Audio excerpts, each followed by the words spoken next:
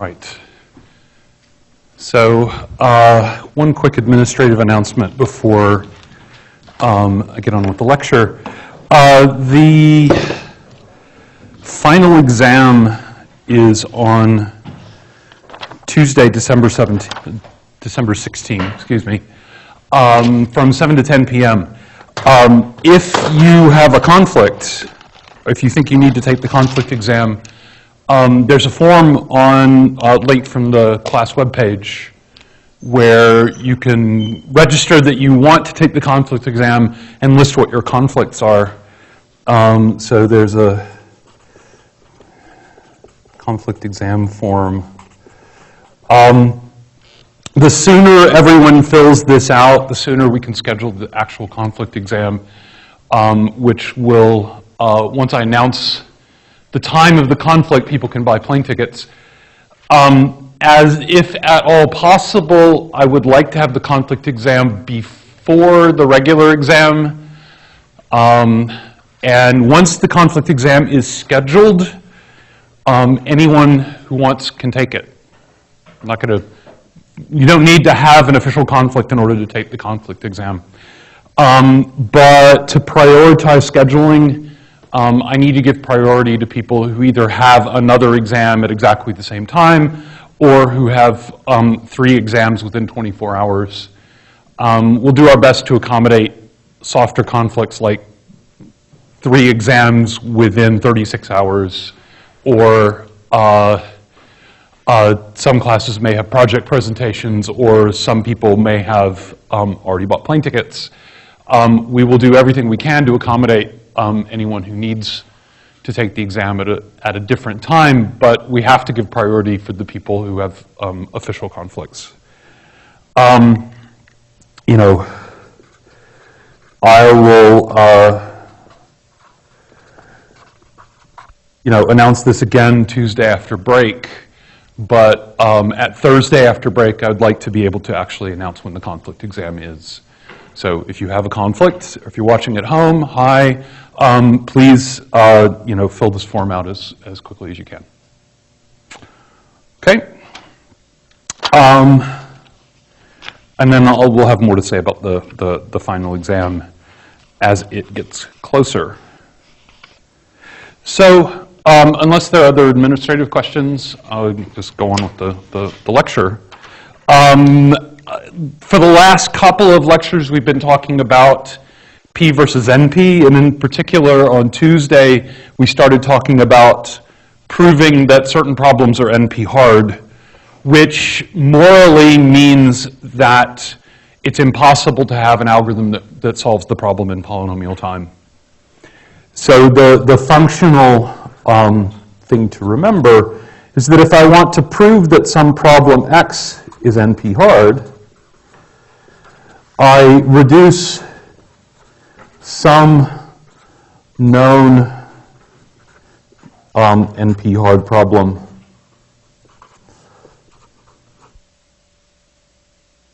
to X in polynomial time, right? What that means is assume that I have a magic black box that can solve X and build around it a magic black box that can solve some other NP hard problem, say, for example, circuit sat. And in here is usually the real work that you have to do. You have to describe an algorithm that takes the input, in this case, the input to circuit sat, which is some circuit, and reduces it, modifies it so that it turns into an input to problem X. And you have to do this in a way that guarantees that whatever answer you get out of problem X is in fact the correct answer to the original instance of circuit sat. Okay, so in this case, for circuit sat, the output is either going to be yes or no. So in the simplest version of this, at least, you assume you have a magic box for X that answers yes or no, and you want to do this transformation from a circuit to whatever so that when this algorithm answers yes, it's because the circuit is satisfiable, and when this algorithm answers no, it's because the circuit is not satisfiable. And then there's this list of NP-hard problems that so far is six problems long.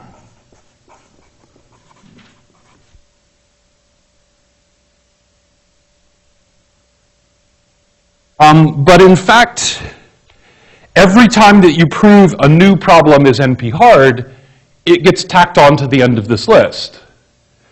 So I will show you the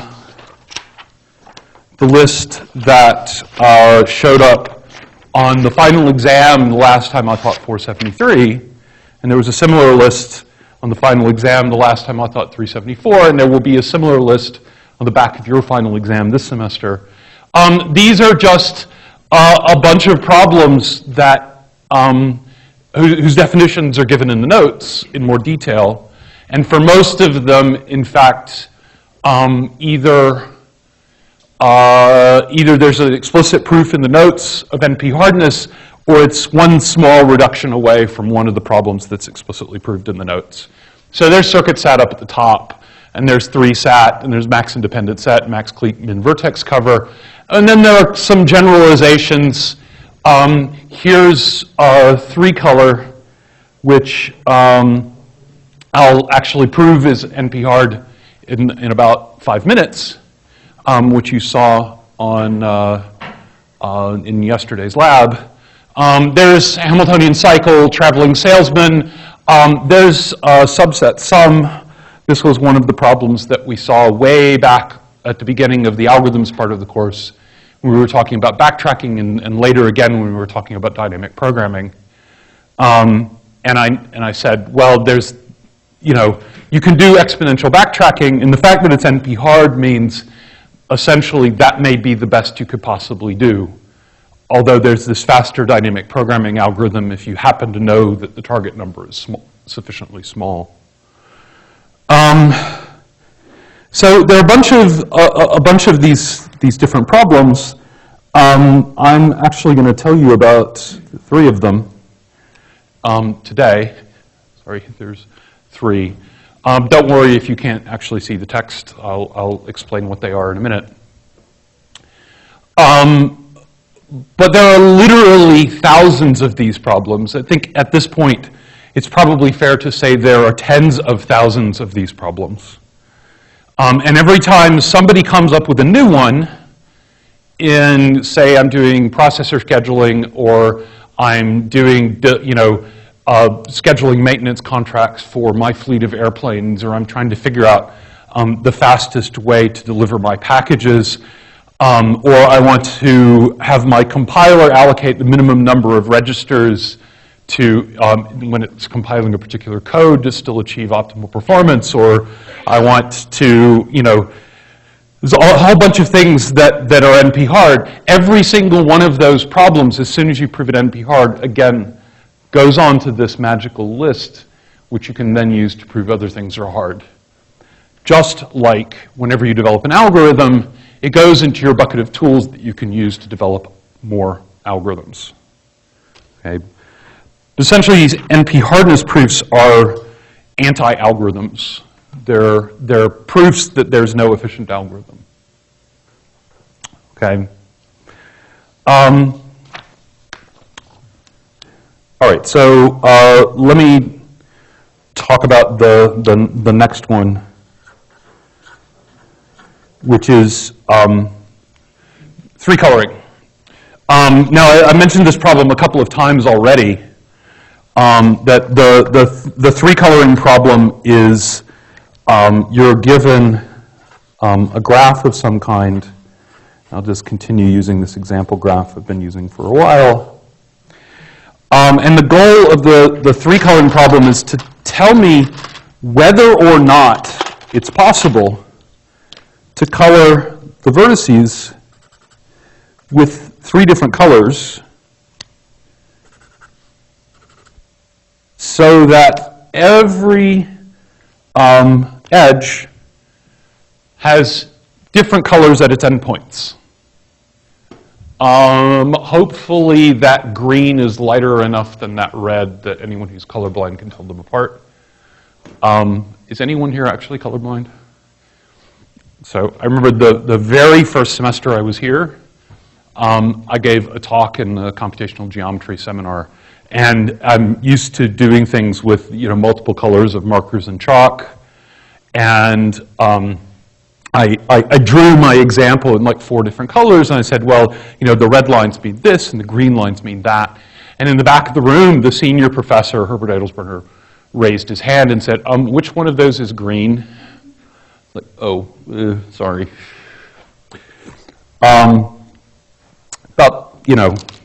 something like 5 to 10% have some limited color blindness, slightly less than numbers who are left-handed, or in my case, left-handed.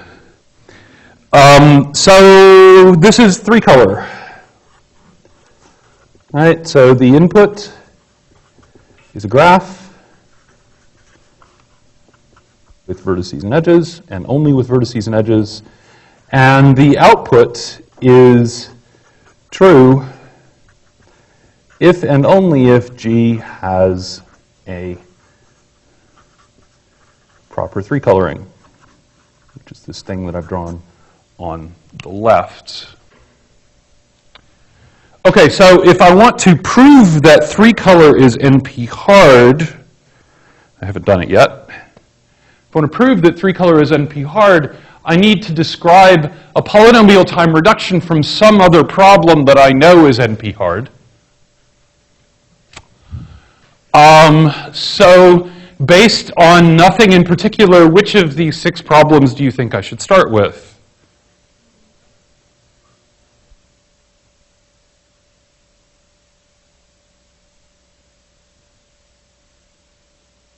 Three-sat. Why 3-sat?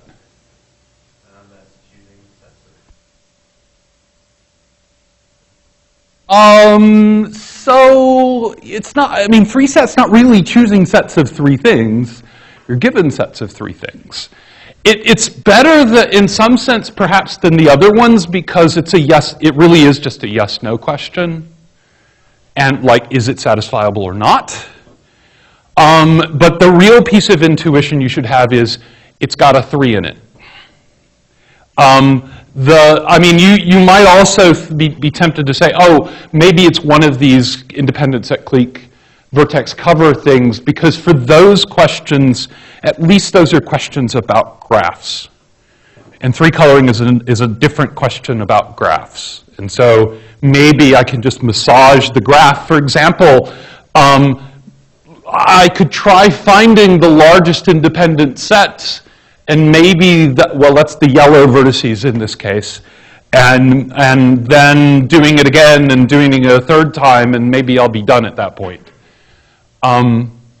The problem with that line of reasoning, there are 2 problems with that line of reasoning. One, looking for the largest independent set and then recursively trying to 2-color the rest of the graph, that's a greedy algorithm. Right? There's no reason to believe that one of those colors is going to be the largest independent set in the graph.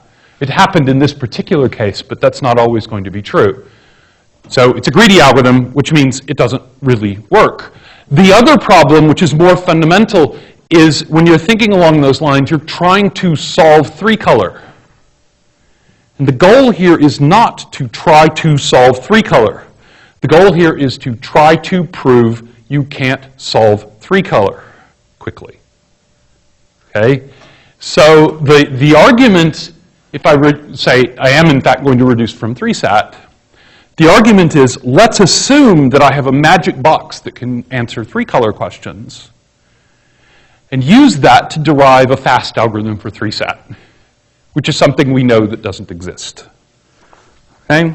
So I'm going to have my magic box, which takes in a graph and spits out yes or no.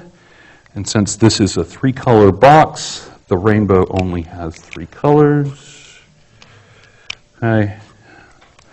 I don't know how it works because I tried to show it doesn't happen, doesn't exist.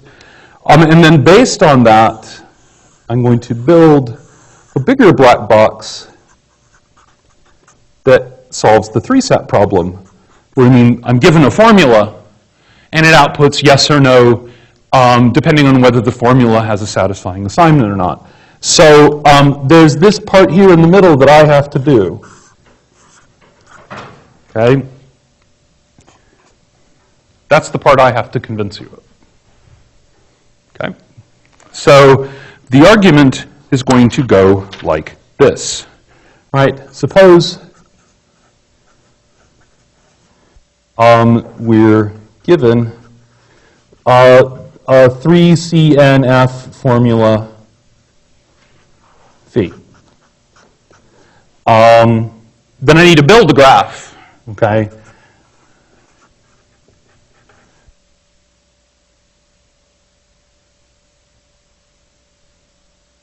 As follows.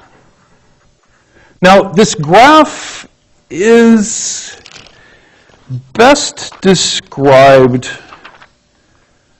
by described in pieces. I'm going to describe a piece of the graph that corresponds to variables. I'm going to describe a piece of the graph that corresponds to clauses. I'm going to describe a piece of the graph that enforces some logical consistency. These pieces that I'm describing are typically called gadgets. And the reason we want to break down the construction of the graph into gadgets is, again, intuitively exactly like the decomposition of a large algorithm into smaller subroutines. It's that these different pieces of the construction are going to serve different purposes, and provided I glue them together correctly, that decomposition will make it easier to prove that G is three-colorable if and only if phi is satisfiable. So I'm going to have, in particular, three types of gadgets. I'm going to have one that I call truth gadget, which is a triangle. Now, this triangle doesn't correspond specifically to any particular piece of the formula. What this triangle does, however, is it establishes three vertices that have three different colors. Any proper three coloring of this graph that I'm building, these three vertices are all going to have different colors. Now, why is this useful? I'm actually going to give these three vertices names, and then, without loss of generality, I'm going to assume that this vertex called F is colored red, this vertex called T is colored green, and this vertex called X is colored yellow. Right? Now, in fact, I don't even know that red, green, and yellow are the three colors I'm supposed to be using. It's really 1, 2, and 3. Really what I'm going to do is, in any three coloring, I'm going to refer to whatever color this vertex is as true. I'm going to refer to whatever color vertex F is as false. I'm going to refer to whatever color vertex X is as other. Right? And in the pictures, I'll draw red, green, and blue, or red, green, and yellow, sorry. But these are just stand-ins. These are proxies. Really, when I say this vertex is colored true, all I mean is this vertex has exactly the same color as T. Okay? And as the names suggest, T is going to stand for true, and F is going to stand for false. Okay, so I also need a variable gadget. And my variable gadget, I have one for every variable in my formula, and it looks an awful lot like the truth gadget. I really shouldn't have called the variable X, so let me call the variable Y. Okay, so for every variable Y, I'm going to have a triangle with two new vertices, which I call y and y bar, connected to the vertex x from the variable gadget. Now remember, when we did the reduction to maximum independent set, I had different variables that corresponded to the same literal, just appearing in different clauses. Here I'm playing the game in the opposite direction. When I talk about vertex y, I mean that one. There's only going to be one vertex in the entire graph labeled with this variable. There's only going to be one vertex in the entire graph labeled with that variable with a bar.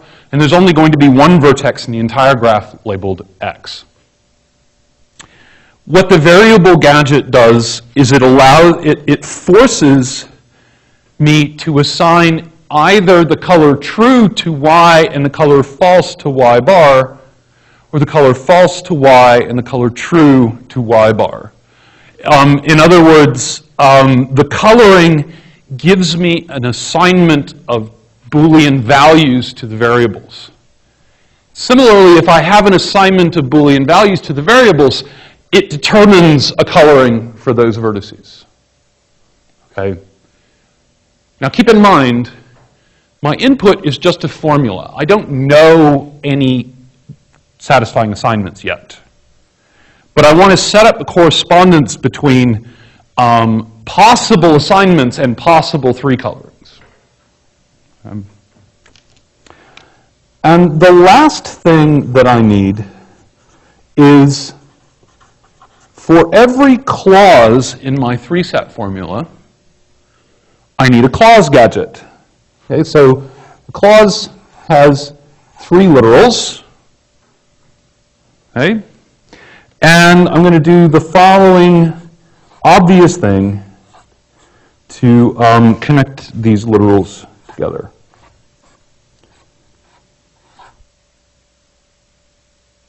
Okay? So, for example, if the clause was A or B or C bar, then I take the three vertices labeled A, B, and C bar, and I glue in this gadget connecting with 5 new vertices to the original vertex T in the truth gadget. Now, why am I doing this? Right? Remember what it means for the three-set formula to be satisfiable. It means there's some setting of the truth values so the entire formula reduces to true. Now, a three-set formula has a very particular structure. It's A or B or C bar, and A bar or C or D, and B bar or E or F bar, and etc. Okay? So in order for this entire formula to be true, every single one of these clauses, each of these clauses must be true. Every clause must contain a true literal. It might contain more than one true literal, might be 2, might be 3, but it must contain at least one literal whose value is true, with the globe, and consistently so. So I can't decide that in the first clause A is true and in the second clause A bar is true, because then I don't have a consistent truth assignment. Okay. So what is the clause gadget going to do? Essentially, this clause gadget enforces the constraint that at least one of those 3 vertices on the left side must be colored green, must have the same color as T. Right? And so to show that, it's actually easier just to look at this simpler truth gadget. Imagine if I had a clause with just 2 variables. Okay? Now I claim that at least one of these 2 must be colored green, must be colored true. So there's a triangle here, and any triangle must have all 3 colors in it. So these 2 vertices, one of them is T and one of them is X. I don't know which is which, but let's say this is T, this is F and this is X. Okay. Now, these are actually, let's suppose for the moment these are literal vertices, which means they must be colored either T or F. This one down here at the bottom could be colored T, could be colored F, I don't know. But the one up at the top has to be colored T. It can't be colored F because it has a neighbor that's already colored F. And because it's one of these vertices from the variable gadget, it can't be colored X either because it has X as one of its neighbors outside the gadget. Okay? So this would have to be T, and this could be T or F. Okay, so there's a similar but somewhat more involved case analysis for this larger gadget. This has to be, for example, one case is this is X and this is T. And, well, once I've set that to Z, you walk backwards through the cases and eventually you'll discover these, well, let's see. Maybe this is F, so maybe this is T and this is X. So this has to be F, and this has to be T, and this has to be F. Okay, so this is one of the possible colorings for this gadget. Yes? Oh, you're right. Sorry. This has to be F, which means this has to be T. So in this case, I ended up, by the choices I made walking to the left, I ended up forcing two of the literals to be true. Right? But I had a choice at the first step. Do I make the top vertex false or the bottom vertex false? If I make the bottom vertex false, then this vertex on the bottom left must be true. If I make this one X and that one up there false, then I could make this Y vertex in the middle be something else, and then you have 3 cases to wander through. But in every single case, at least one of those 3 vertices on the left will have the same color as vertex T. Yeah. So that's every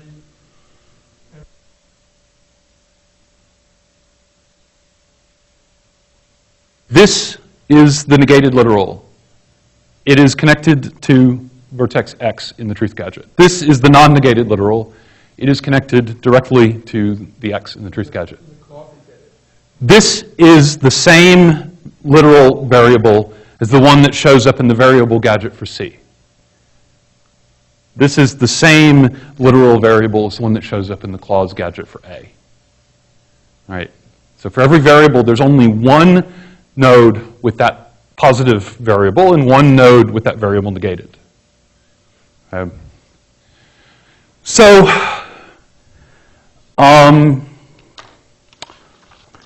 if I drive through an actual example, and sorry I don't have a color printer available, so you have to look at the 3 different styles of lines to see the colors.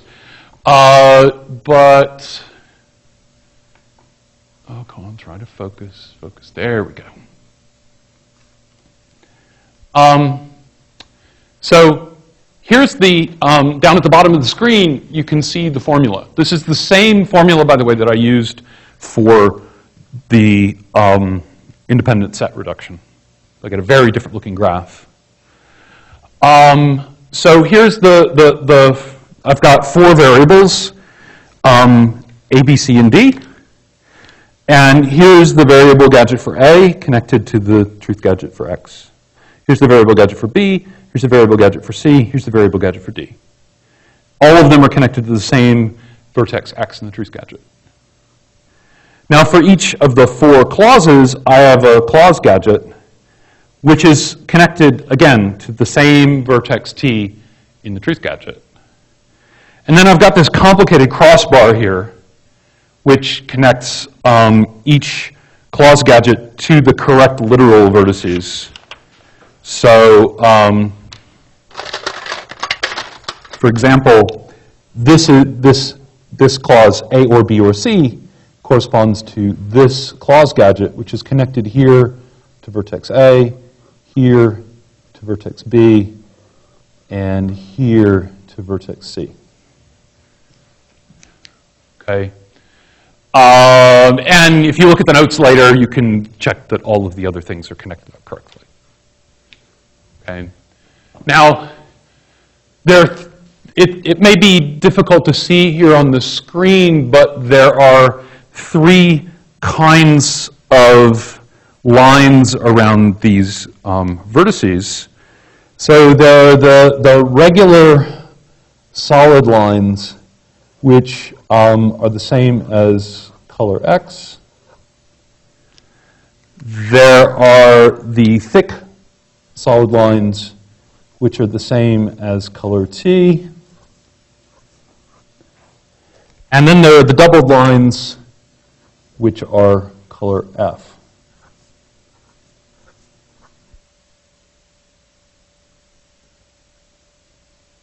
I forgot one. Okay, so here I have a three coloring of the graph. This three coloring, because of the way I've constructed the variable gadgets, corresponds to an assignment of truth values to the four variables. A is true, B is false, C is true, D is false. Okay? And because of the way I built the clause gadgets, I know that at least one of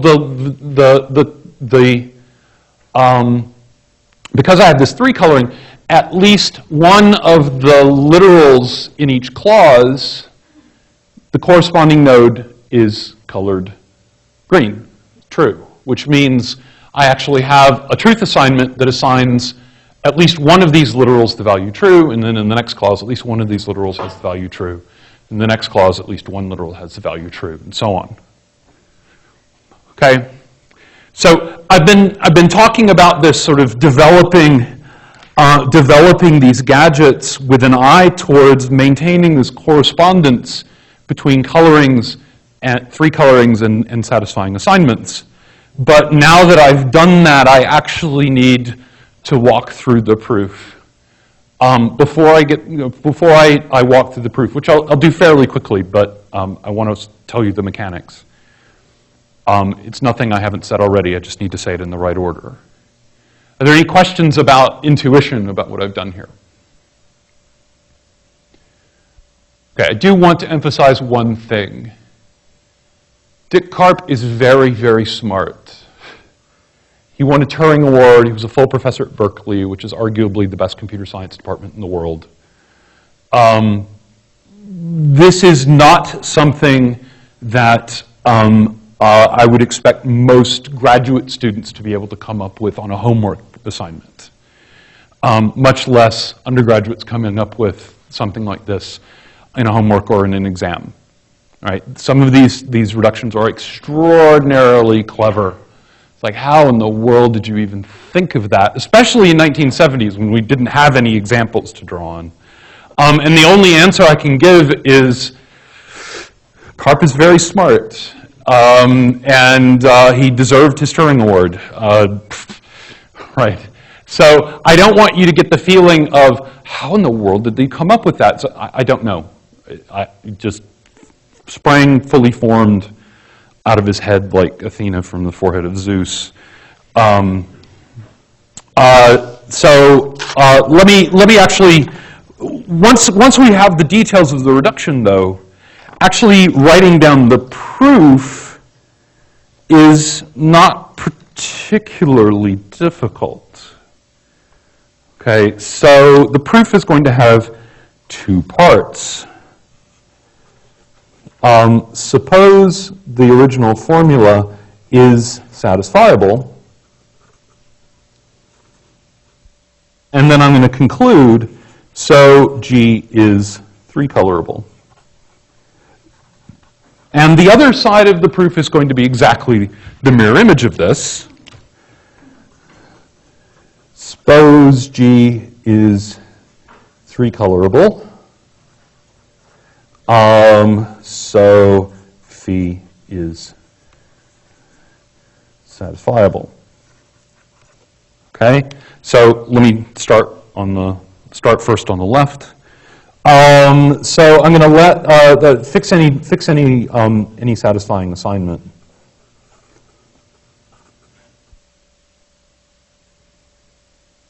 Meaning, decide on the values of the variables that make this formula true. Okay. Now I'm going to color the true literals the same color as T, and I'm going to color the false literals same color as F in the graph G. Okay, so I'm going to go to my graph G, and based on that satisfying assignment, I'm going to assign colors to all of the nodes in the variable gadgets. Okay, by case analysis, which I haven't actually shown you, this clause gadget actually has, I didn't say this particularly carefully, there are 8 possible colorings for the vertices on the left. 7 of them have at least one true literal, and for each of those 7, I can properly color the gadget. For the 8th, where all these are false, I can't properly color the gadget. Again, this is just case analysis. Okay. By case analysis, I extend the coloring through the clause gadgets. And that gives me a proper coloring of the graph. So the graph is 3-colorable. Okay. On the other hand, suppose the graph is 3-colorable. Well, I'm going to fix any 3-coloring. Each literal vertex is colored T or F, and so this gives me an assignment of Boolean values to the variables. Okay. Again, case analysis because of at least one literal in each clause gadget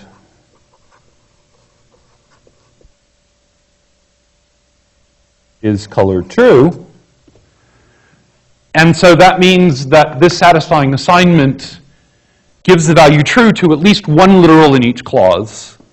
And so it is, in fact, a satisfying assignment, and so the formula is satisfiable. Okay. This is what you would have to write down in the homework. This is what you'd have to write down on an exam if you're asked to prove that something is hard. Not just describe the actual reduction, but give the proof.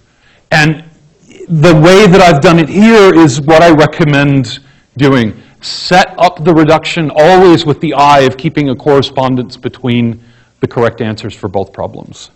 And then once you do that, everything ultimately is going to be hidden in some kind of case analysis, which on exams is going to probably have 2 cases, if not only one.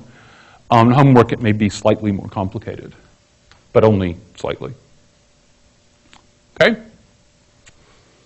So that gives us 3-coloring. Do you remember from lab how to get 4-color? How do you prove that 4-color is NP-hard? None of these problem statements have a 4 in it. What am I going to do? Fortunately, one of them has the word color in it, so I can probably guess that that's the one I want to reduce from. So how do I reduce 3-color to 4-color? If I have a graph and I want to know whether it's 3-colorable, then I claim that I can quickly decide whether any given graph is 4-colorable. What are you going to do to the graph before you give it to me?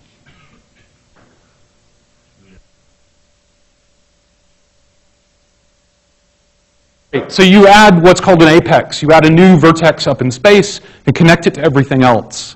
And because you've connected it to everything else, in any coloring, no matter how many colors you use, that apex must have a different color than anything else. So if you can color the base graph with 3 colors, you can color the apex with color 4, and you're done. On the other hand, if you have a 4-coloring of the graph with the apex, then without loss of generality, the apex has color 4, and all the other vertices only have 3 colors. Okay. Going the other direction is an extra credit problem in the homework because it's not as easy, but I will give you the hint that it uses things like this. Okay. So let me give one more serious problem before I go on to, at the very end, hopefully I'll have time for something a little bit more frivolous. This is the Hamiltonian cycle problem.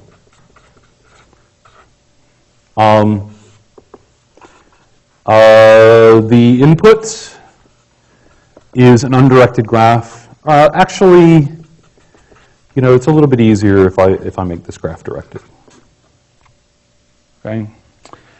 And I want to know, is there a cycle in G that visits each vertex once?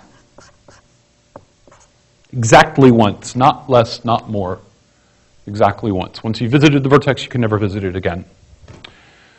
So this is actually a very nice problem to have in your bag of things you might want to use to prove other things NP-hard, because what you're asking here, a Hamiltonian cycle is an ordering of the vertices. So I start at any particular place, any vertex I like, and then there's a next vertex, and a next vertex, and a next vertex, and a next vertex. So what I'm really asking when I'm talking about Hamiltonian cycles or Hamiltonian paths is there a way to order the vertices so that every adjacent pair is connected by an edge? And so whenever you see an NP-hard problem that talks about sorting or ordering the vertices, you're probably going to want to do a reduction from Hamiltonian cycle or Hamiltonian path. Right, so this is the anti-topological sort. Right, topological sort is I want to order the vertices so that all the edges point forward. Here, I want to order the vertices so that, in fact, there's a nice path running through and then an edge going back to the beginning. Okay? All right, so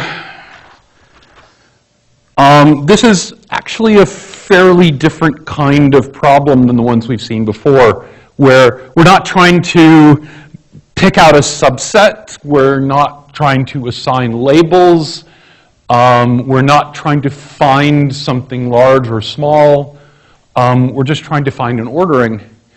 And so it's really not clear at the beginning what we should start with when we want to do the reduction. So I will again simply say that Dick Karp is very smart. We're going to go with vertex cover. All right, fine. I'm going to prove that this is NP-hard by reduction from min vertex cover. Okay? So again, I'm going to have you know, my magic black box for Hamiltonian cycle, which is it's a bat wing. You can tell I'm not really an artist. This is a flying pig. I suppose it should have a halo so that it can point to the Ham cycle. Ha ha. And what I'm going to, you know, so there's a graph that comes into the minimum vertex cycle problem, and there's a different graph that comes into the Hamiltonian cycle problem. And here I'm just going to get a yes, no out of Hamiltonian cycle. So when I talk about reduction from, I'm not actually doing minimum vertex cover so much as I want to know, yes, there is a vertex cover of size at most k, and no, there isn't, where K is one of the things I'm going to bring in as part of my input. Okay, so I'm not reducing from the optimization version of vertex cover, find me the smallest. I'm going from the decision version where I just want to know, is there a vertex cover of size K or less? Or alternatively, is the smallest vertex cover bigger than K? Right, so I have to do something in here to transform this graph in this integer K into a new graph H, such that H has a Hamiltonian cycle if and only if G has a vertex cover of size K. Okay. So because this is somewhat complicated, or rather really somewhat counterintuitive, I should say, I'm gonna sketch the reduction and I'm gonna show you an example, but I'm not going to walk through the details of the proof. Okay, you can find those in the notes. Okay, so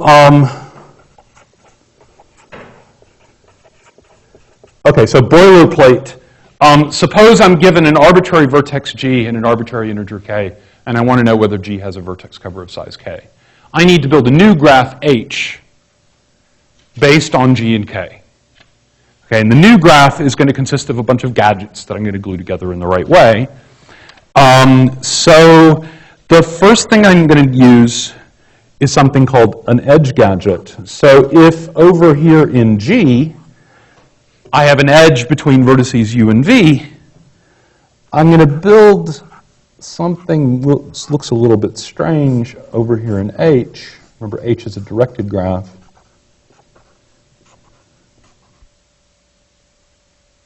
Okay, so this is going to be UV out, UV in, VU out, VU in. Okay, so every edge in G, I'm going to construct 4 vertices in H. And I'm going to connect those 4 vertices with 6 edges, but I'm also going to just observe now, I'm going to have edges leaving the out vertices, and I'm going to have edges coming in to and from places I don't want to, I'm not going to tell you just yet. Okay?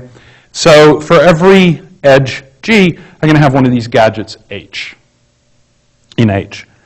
Now, I can tell you sort of intuitively what these gadgets are for. And the intuition is that if I have any Hamiltonian cycle in H, there's only a few different ways that that Hamiltonian cycle can interact with this gadget. Right? So at some point, the Hamiltonian cycle has to come into the gadget. And let's suppose, for symmetry's sake, that it comes in from below left. The only other possibility is it comes in from below right. Now, at this point, it could continue straight up, in which point, by some case analysis, it has to leave straight up. It can't go over to the right. And then later, the Hamiltonian cycle has to enter later again because it has to hit VU in. And so the intersection of the Hamiltonian cycle with this gadget, in this case, is just going to look like those 2 paths up the rungs of the ladder. Another possibility is that after it comes in, it jogs over to the other side of the ladder, then climbs up, then jogs back, then leaves. Okay? And the third possibility is that it actually only comes in on the right. And then it jogs in and then leaves. So the first case is going to correspond to both U and V are in the vertex cover. The second case is going to be only U is in the vertex cover, and the last case is going to be only V is in the vertex cover. A vertex cover, remember, by definition, is a subset of the vertices that cover every edge. So I must either have U or V inside that vertex cover. Depending on whether I have just U, just V, or both, I'm setting things up to allow the Hamiltonian cycle to reflect those three cases. Okay. Then I'm also going to have something that looks like a vertex gadget. So for each vertex U,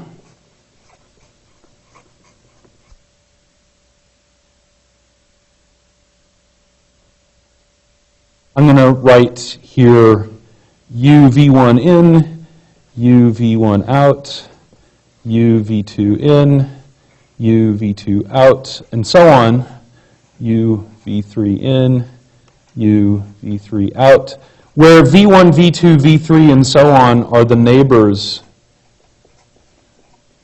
of U in the original graph. Okay? So some of these edges already come from edge gadgets. And then finally, I'm going to have what I'll call a cover gadget, which is 1, 2, 3, da, da, da. It's just k vertices with pointers into and out of every vertex gadget.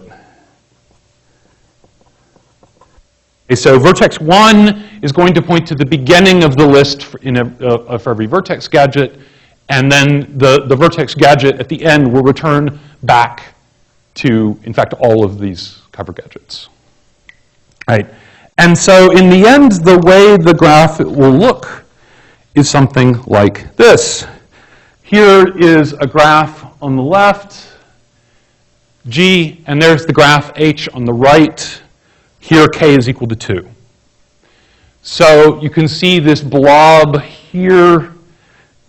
Here's U, and that shows up as this chain of vertices connected by edges. Here's an edge UV. That shows up here as an edge gadget with edges going back and forth. Here I've drawn them as double arrows instead of two separate arrows. Okay, and if you, again, walk through this looking at the notes later, you'll see for every vertex gadget I have one of these linked lists that cycles back to the cover vertices, which are the squares in the upper left and lower right corners. Okay. Now, this is a vertex cover for that graph. I just pick out vertices U and X, and the bold edges here describe the corresponding Hamiltonian cycle in H. So you'll notice the Hamiltonian cycle sort of walks through it goes into and out of the vertex gadget for U, and then goes to the other cover gadget, then goes into the cover gadget, vertex gadget for X, and then out and back to the other cover gadget. And then as it's walking through the vertex gadget for U, it wanders over and picks up the other vertices in W's vertex gadget, because W's not in the cover. But it doesn't wander across X here because both U and X are already, both U and X are in the cover already. Right, so the Hamiltonian cycle has this kind of structure. And so if you walk through the details carefully, you end up with a proof that sounds something like this. Suppose G has a vertex cover of size K. Then I will construct a Hamiltonian cycle in H as follows. Start at vertex 1, go to the beginning of the vertex gadget for something in the cover, walk along that vertex gadget, but whenever I get to an edge gadget where the opposite side isn't in the cover, go over and walk across and then walk back. Then when I get done with the first vertex gadget, I go to cover vertex 2. Then I go to a different vertex gadget and do the same thing. When I get done with that, I go to cover vertex 3 and then go to a different vertex in the cover. And eventually, I will have visited all k covered vertices, and I will have traversed k different vertex gadgets. And within each vertex gadget, I can cover every edge gadget that touches one of them. So if I started with a vertex cover, I will in fact get a cycle that visits every vertex in H. On the other hand, if I have a Hamiltonian cycle in H, it has to have this kind of local structure within each edge gadget, which essentially forces the Hamiltonian cycle to look like this. Like, once you enter a vertex gadget, you really have no choice but to traverse it, possibly walking across edges and back, but you really have to traverse the entire vertex gadget. And then case analysis, case analysis, case analysis. That means that, in fact, the original vertex G, the original graph G, had a vertex cover of the right size. Okay. Again,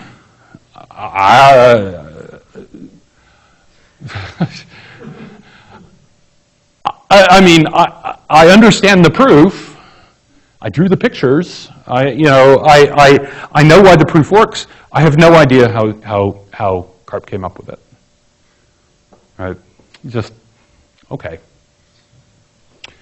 Good for him. All right. So that means now in my magic list of NP-hard problems, I can now add Hamiltonian cycle. Okay. So I've got 15 minutes left, which means I don't have any time to do anything of real substance. So instead, I'm going to play checkers. Not that big. This is a checkerboard. Now, this is not, how many of you have never played checkers? Okay, just a couple. All right, so checkers is a game played on a square grid where the squares are alternately colored.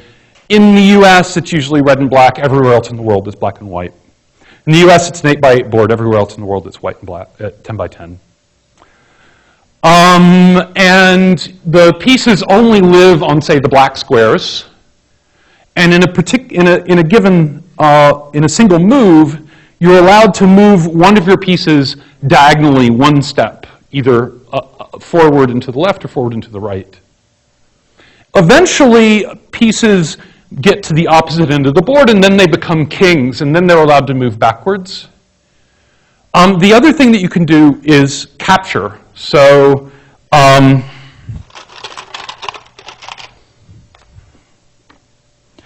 if I'm playing checkers, and I'm black and I'm pointing this way, I can't move to this square where the white piece is, but I can jump over it, and I capture that piece. And no, it don't turn white. That's a different game. And so the object of the game is to try to get rid of your opponent's pieces. Okay. Now there are some subtleties to the rules. In the version that people play in the United States, the subtlety that most people don't remember is, in the rules, it is stated, if you can capture, you must. You have a choice about who you capture, but if you can capture, you must. Now, there's this other rule that says, once you capture, if you can capture again, you're allowed to, and in fact, you're required to. So in a single move, you might hop one of your pieces over several of your opponent's pieces. But as long as you can continue capturing, the rules of American checkers say you must continue capturing. Okay? Checkers is hard. Computers play checkers way better than any human being and have for decades.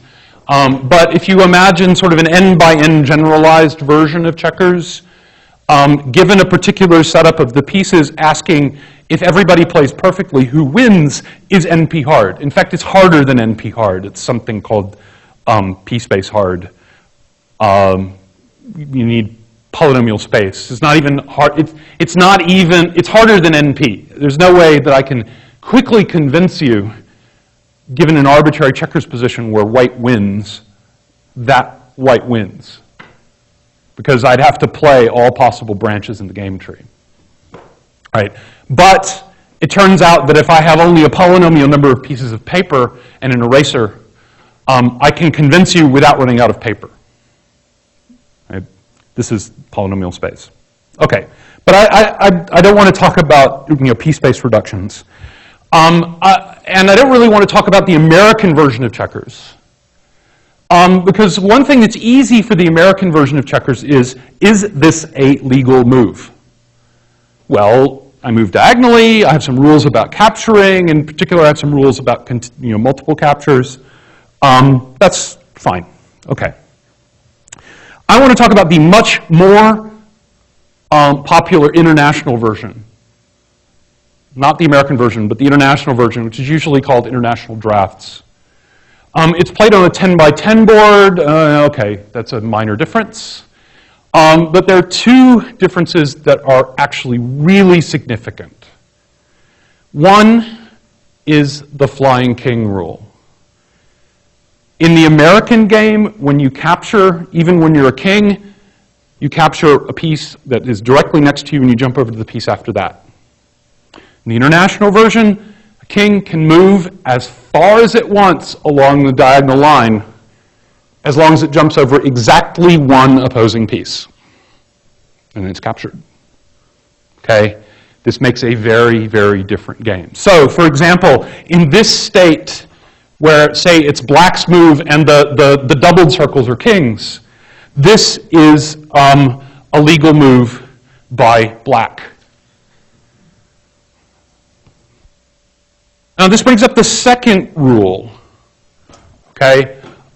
This is, in fact, the only legal move by black. And the reason it's the only legal move is there's a subtle difference in the capturing rule. The capturing rule is not, as long as you can keep capturing, you must. The capturing rule is, you must, on every turn, capture the largest possible number of pieces. And yes, if you're in an international drafts tournament and you capture 5 pieces, and 10 moves later your opponent realizes, hey, you could have captured 6 pieces, he'll call the judge over and you lose. Okay? Really. Yeah.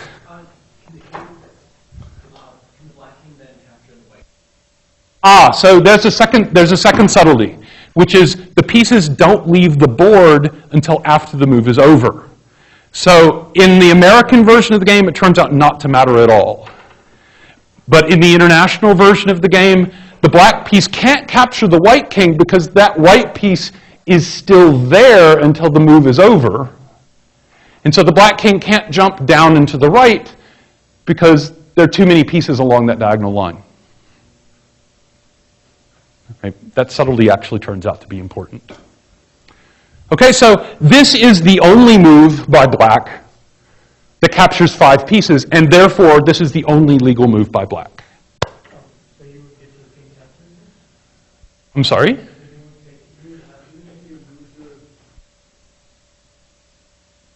That's right. I have no choice. I can capture 5 pieces by making this move. Any other move captures less than 5. Therefore, this is my only move. So in fact, this position is a forced win for white because black makes the only move it can, and then white makes the only move it can. And white wins. Okay? Yeah?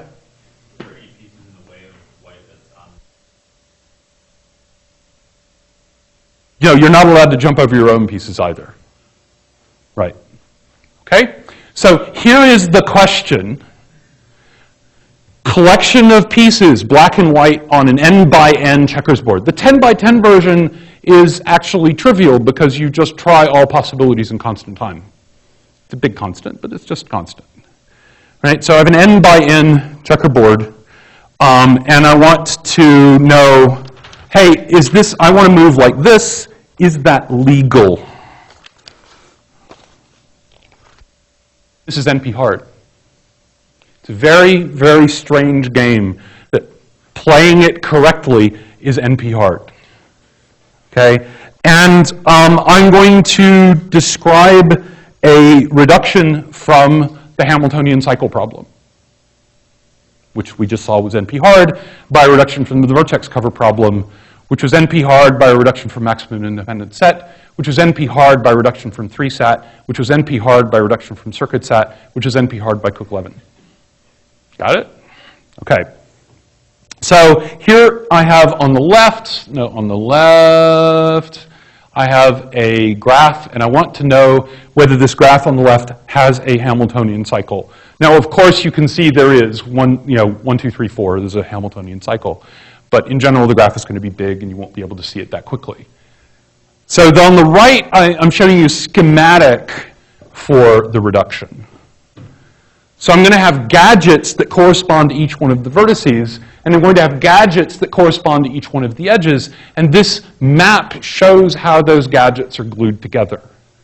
So I have a little rabbit ear looking thing for each vertex, and you'll notice there are arrows connecting rabbit I to rabbit J if and only if there is an edge.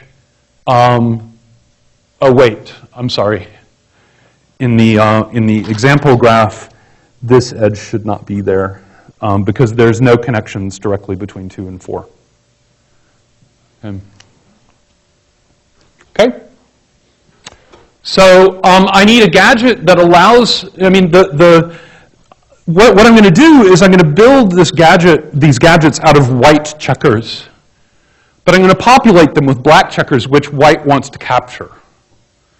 And the idea eventually is I'll be able to capture a certain number of black pieces if and only if this graph has a Hamiltonian cycle.